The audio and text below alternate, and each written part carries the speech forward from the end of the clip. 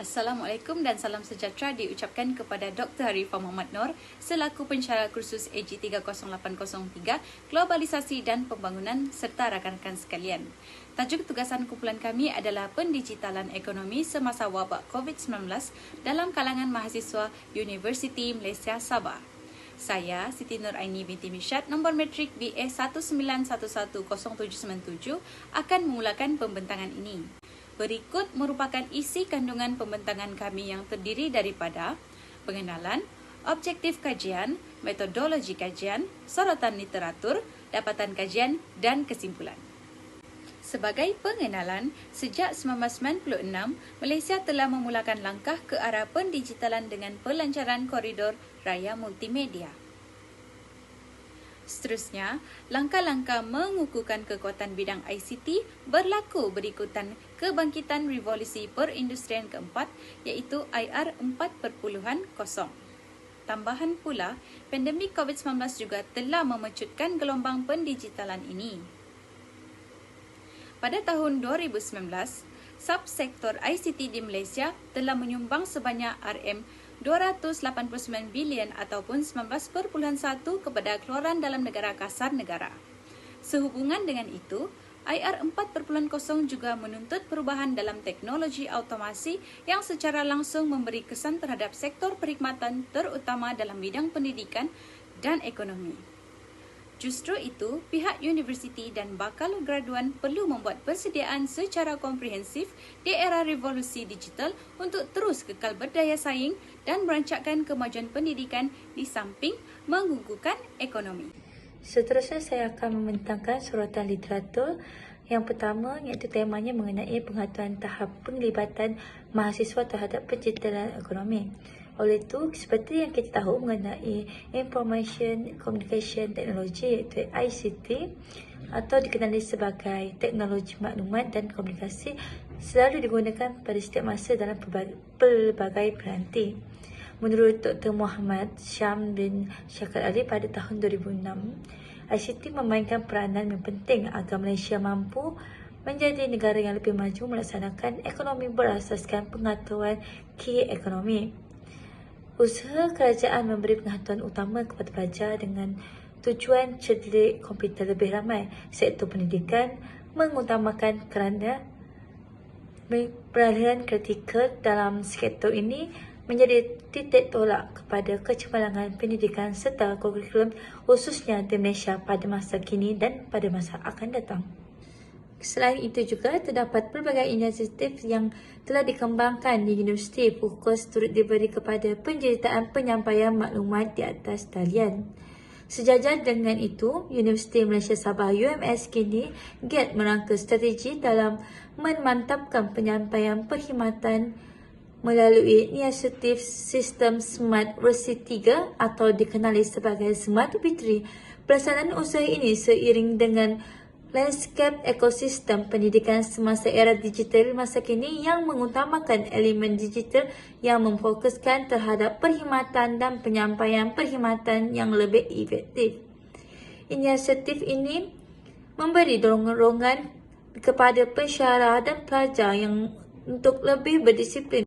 Seterusnya, hasil daripada sorotan literatur juga telah membentangkan kertas strategi 15 ekonomi Malaysia yang mula beralih daripada ekonomi berasaskan sumber kepada ekonomi berasaskan pengetahuan sejak tahun 1990. Satu daripada inisiatif utama yang telah dilaksanakan adalah mewujudkan Multimedia Super Corridor atau dikenali sebagai MSC yang bertujuan menjadikan Malaysia sebuah negara maju menjelang tahun 2020.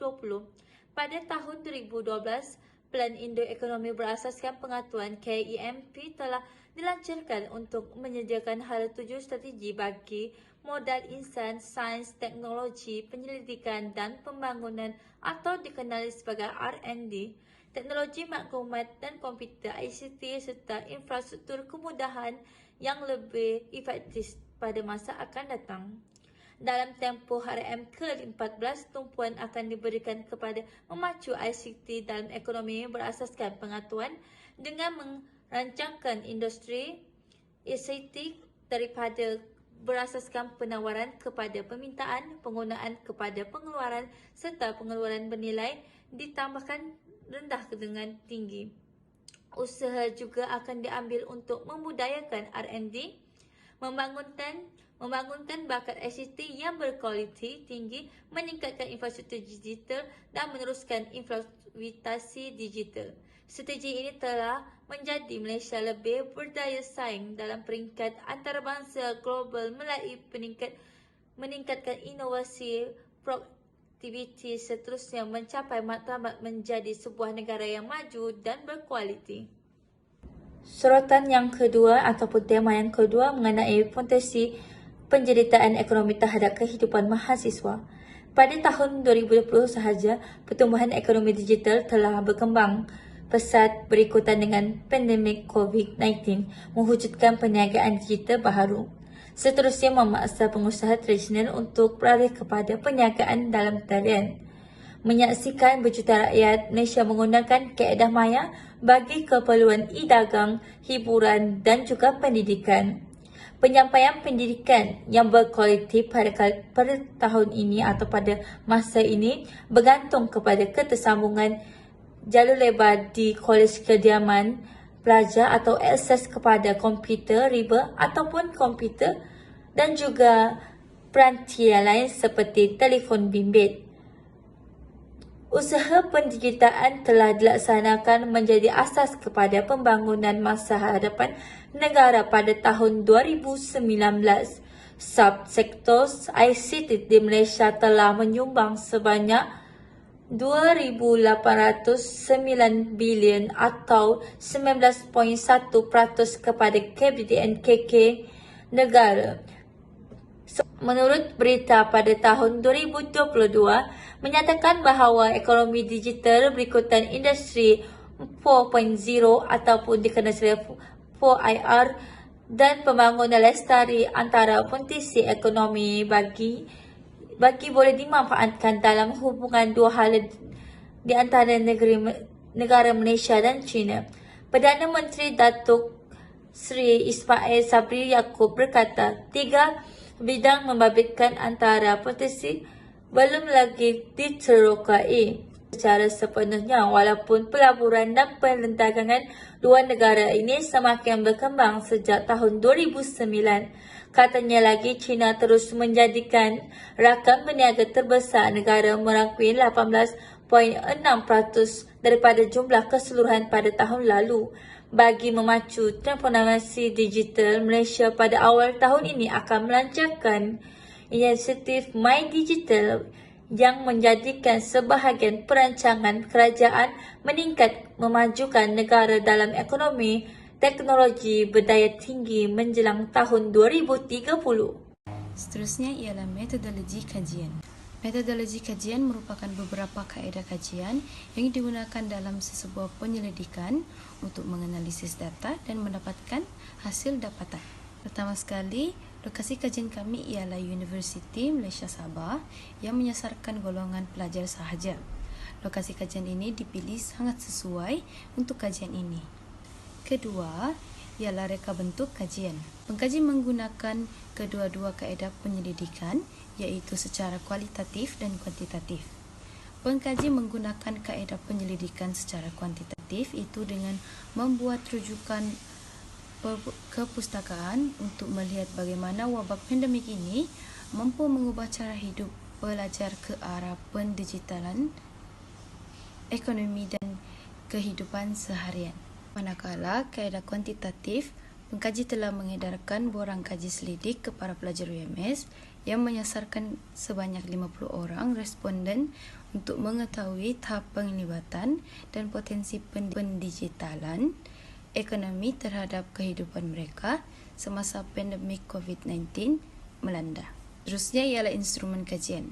Instrumen kajian ini merupakan satu alat yang digunakan oleh penyelidik ketika menjalankan sesuatu penyelidikan. Instrumen kajian digunakan sebagai asas bagi memperoleh data seperti mana yang dikehendaki oleh penyelidik untuk mencapai objektif kajian. Kaedah yang digunakan oleh pengkaji ialah kaedah soal selidik dan kaedah perpustakaan. Terdapat beberapa orang responden yang akan dipilih secara rawak yang terlibat dalam kajian ini. Instrumen yang digunakan untuk memperoleh data terbagi kepada dua, iaitu kuantitatif dan kualitatif. Kuantitatif dijalankan melalui borang soal selidik dan kualitatif dijalankan melalui kaedah kepustakaan. Selain itu, ialah cara mendapatkan responden. Pertama ialah pemilihan responden, iaitu responden dipilih secara rawak, iaitu terdiri daripada pelajar UMS yang masih belajar secara aktif. Pemilihan responden umumnya dipilih dan diukur berdasarkan demografi seperti umur, jantina, dan fakulti. Pemilihan responden bertujuan untuk memenuhi kehendak jawapan yang bertepatan dengan tajuk kajian. Seterusnya ialah pengedaran borang soal selidik. Kaji telah mengedarkan borang soal selidik kepada 50 responden yang terdiri dari para pelajar UMS daripada pelbagai fakulti. Kaedah ini juga digunakan untuk memudahkan pelaksanaan kajian dan maklumat responden dikumpulkan bagi mendapatkan data yang berunsur kuantitatif.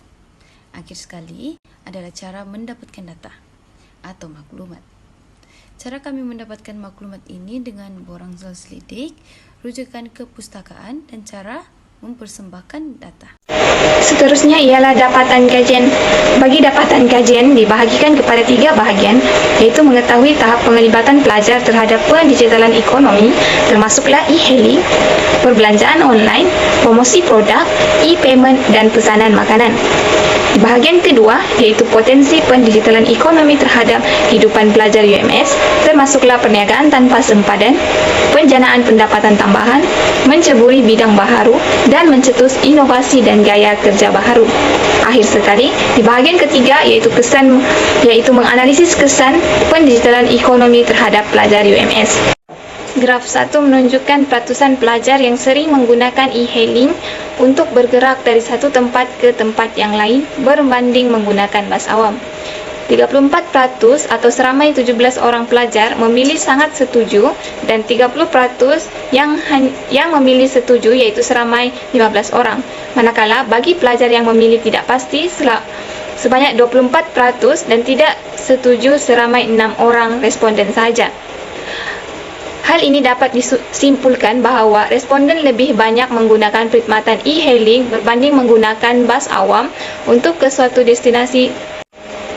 Graf ini menunjukkan jumlah pelajar yang memilih sangat setuju seramai 26 orang pelajar bagi penglibatan pelajar terhadap berbelanja secara online.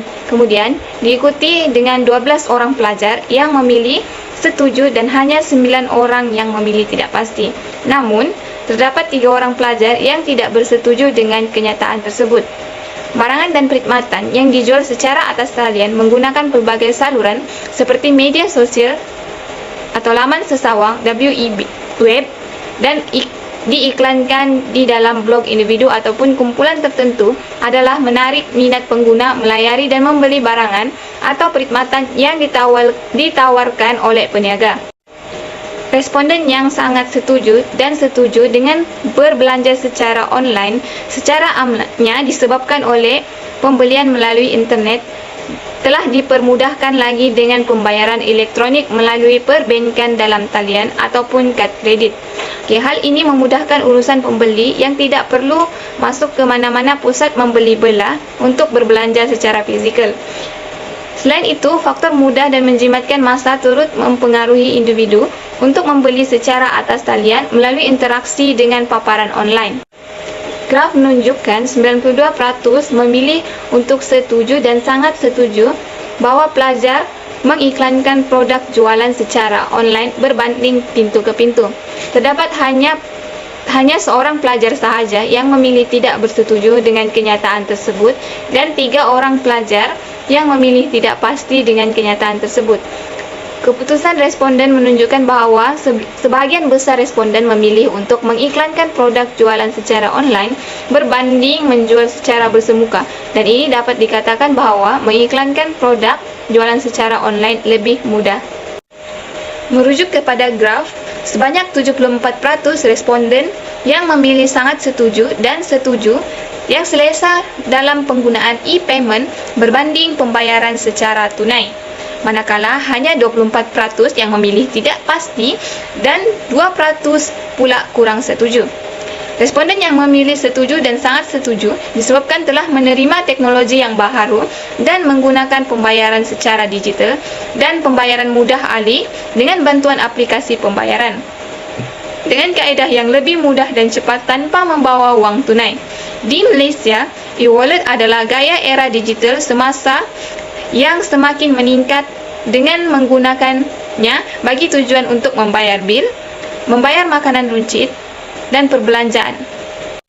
Graf 5 menunjukkan penglibatan pelajar menggunakan pendigitalan dengan memesan makanan secara online berbanding ke kedai makan.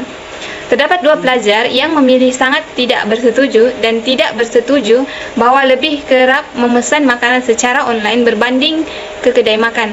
Terdapat 13 orang pelajar yang memilih tidak pasti dan bagi setuju dan sangat setuju masing-masing mencatatkan seramai 11 dan 24 orang pelajar. Responden yang menunjukkan jumlah yang tinggi iaitu sebanyak 22% setuju dan adalah kalangan pelajar yang kerap dan lebih kepada memesan makanan secara online.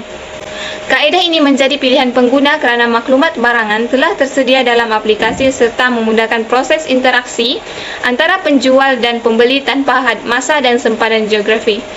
Sejajar dengan perkembangan teknologi kini juga, industri makanan dan minuman turut melakukan perubahan, menyediakan perkhidmatan jual beli makanan secara atas talian yang lebih mudah dan menjimatkan masa bagi mereka yang bergelar pelajar. Assalamualaikum, saya Aslinda binti Muhammad Musi dan seterusnya objektif kedua kajian ini iaitu potensi pendigitalan ekonomi terhadap kehidupan mahasiswa UMS. Potensi pertama adalah dapat membantu pelajar melakukan perniagaan tanpa sempadan.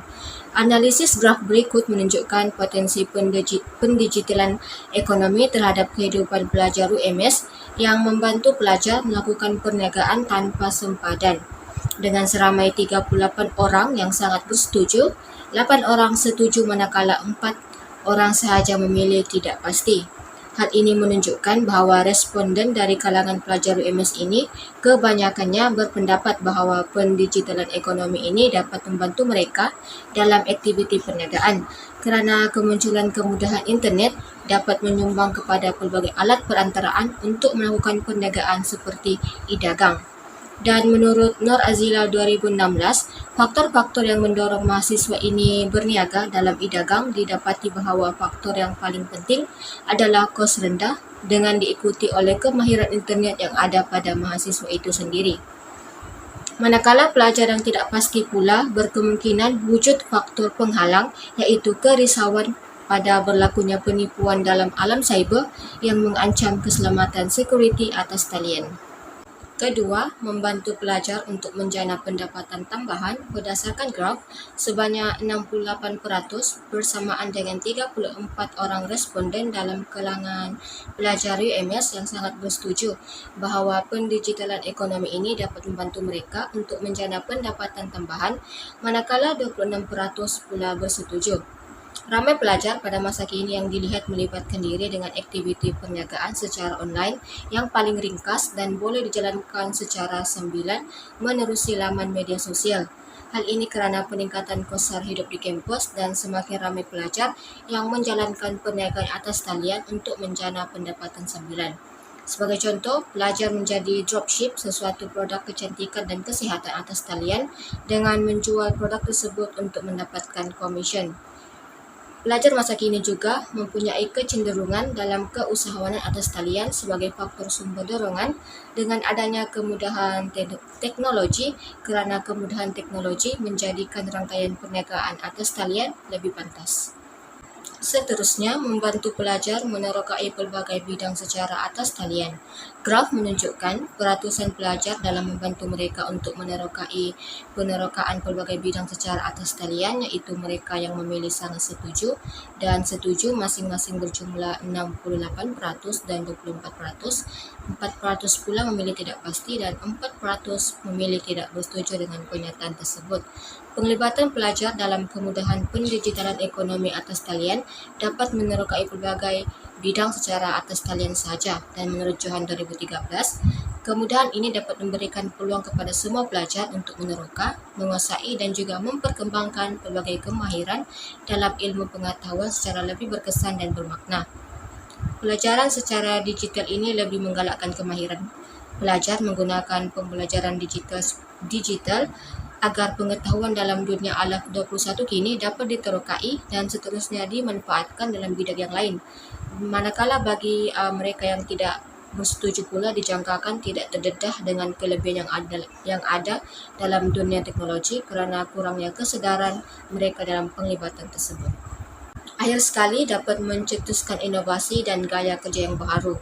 Analisis graf tersebut menunjukkan seramai 31 orang responden sangat setuju bahawa pendigitalan ekonomi ini dapat mencetuskan inovasi dan gaya kerja yang baru, dan seramai 11 orang setuju, 8 orang pula memilih tidak pasti.